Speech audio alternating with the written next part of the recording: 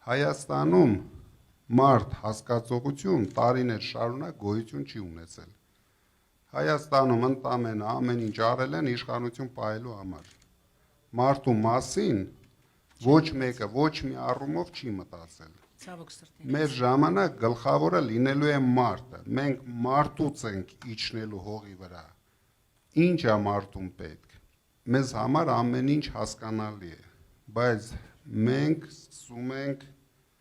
մեր ասած 300,000 աշխատատեղից։ Մենք դրեցինք բարձր նշաձող եւ պայքարելու ենք այդ նշաձողի համար։ Մարդկանց կարող է թվալ, որ մենք պոպուլիզմով ենք զբաղված, բայց քանի որ ես ասում եմ, ես դա երաշխավորում եմ, այսինքն մենք չենք խոստանում,